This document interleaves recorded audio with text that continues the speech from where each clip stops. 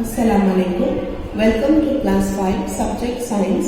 Today's topic is natural disasters. Any event that leads to the destruction of life and property is called a disaster. So what is called a disaster? Any event that leads to the destruction of life and property. For example, if a person has met with an accident, yes, he has lost his life. So it is a disaster. If a building has fallen, yes, due to some construction problem or something, that is also called a disaster. Okay, so any event that leads to the destruction of life and property is called disaster. Now what is called as natural disasters? Any natural event that causes destruction. That is, natural event means through nature, anything which has happened through nature, like if severe wind. With the severe wind we get storm, heavy rainfall, yes, leads to floods.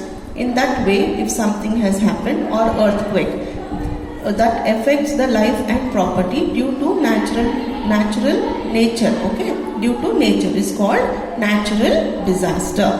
Any natural event that causes destruction of life and property is called a natural disaster. Earthquakes, volcanoes, tsunamis, floods, cyclones and droughts are some natural disasters. The first natural disaster we are learning about is earthquake. The earth's crust is made up of many plates. The layers of earth under these plates are hot and in a molten state. These layers under the plates are constantly moving. This also makes the plates slide against each other. Sometimes this causes the land to shake. This sudden shaking of land, often causing great damage, is called an earthquake. This sudden shaking of land often causes great damage is called an earthquake. So remember, earthquake is the sudden shaking of the land that causes great damage to the life and property is called as earthquake. The point under the earth where the earthquake begins is called the focus or hypocenter, and the corresponding point on the surface of the earth is called the epicenter. Yes, so here you can see the earth's crust is made up of many plates. Okay, now these plates sometimes they overlap each other. Sometimes what happens, they shake. If one plate shakes from the bottom, the other plates fall on each other, which causes a great shake of the earth, and just above the earth, the layers of the earth under these plates are hot and in a molten state. These layers under the plates are constantly moving. Sometimes they cause the land to shake. This sudden shaking of the land often causes great damage, okay, to the earth, resulting in earthquake. The point under the earth where the earthquake begins is called the focus. So can you see here? This is the point where the earthquake begins, and it is called as the focus. Another name for this is hypocenter. And the corresponding point of the surface of the earth is called the epicenter. So just above this is the epicenter. Okay, straight above the focus is the epicenter on the land. Sorry, here. Can you see this? This is the epicenter. So wherever there is epicenter, this area gets affected severely. So the damage will be here more compared to other places, surrounding areas. So this is the epicenter.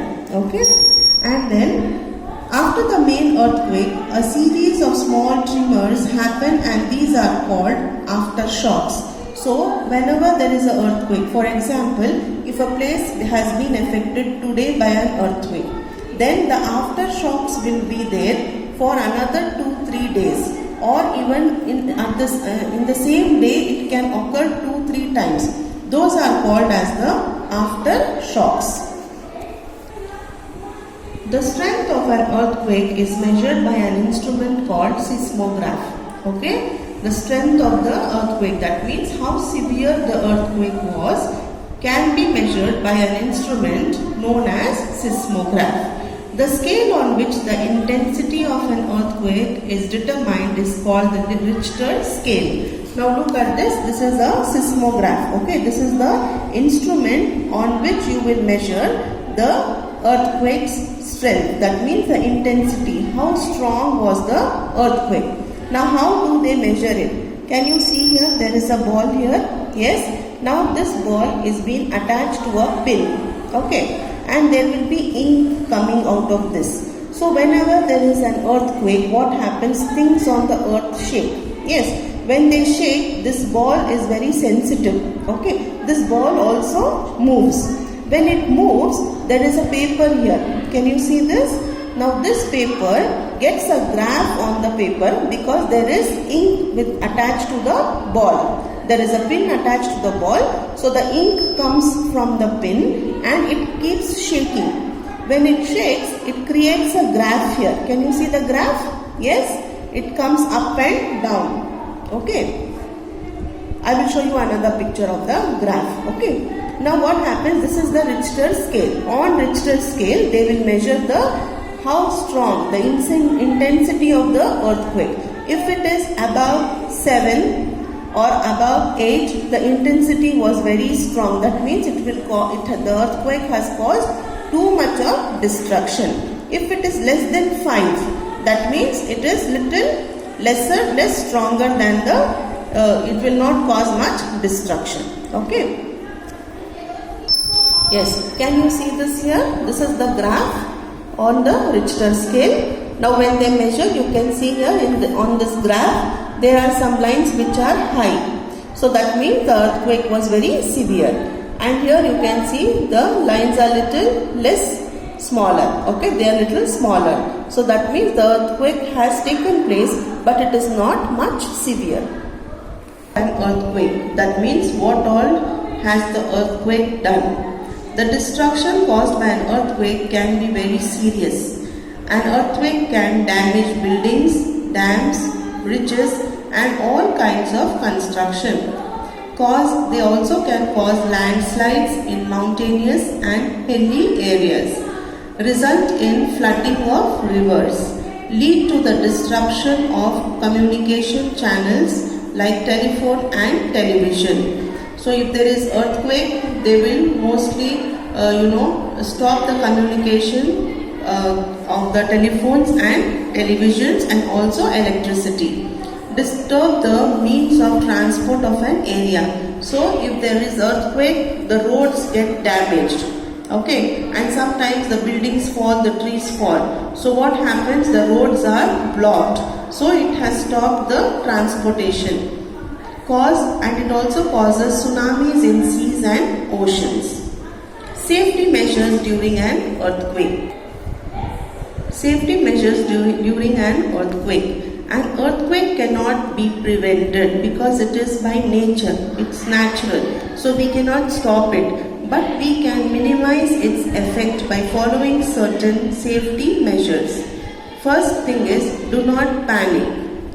Move to an open area such as ground. So whenever you feel the earth has moved, the earth has shaken, immediately leave that place in the building where you are living. Try to move out of the building. Okay? Stay away from trees, buildings or poles, because the trees can fall, the buildings can fall, or even the electric poles can fall. So try to be away from this. Go to an open ground. If you are inside a building, do not light the gas stove or operate any electrical switch or appliances. Do not use a telephone. Crawl under a heavy table or a bed to protect yourself. So try, if you are inside the building, you cannot go out. Okay, if the door is blocked, then immediately try to go under a bed or a table. Why? Because if something falls, it falls on the table or on the bed and it will try to block you. Okay. Then if you live in a coastal area, that means if you are staying near a seashore, stay away from the sea beach. Now why are they saying this? Because it will create lot of waves. Okay, and the waves can hit into your houses and it can start flooding. Stay away from the structures that have been damaged by the earthquake till the disaster management team arrives. So if the destruction has taken place, try to be away from that because more destruction can occur. So till the disaster management comes, just wait outside. Do not try to enter the place. Next we will go to volcanoes.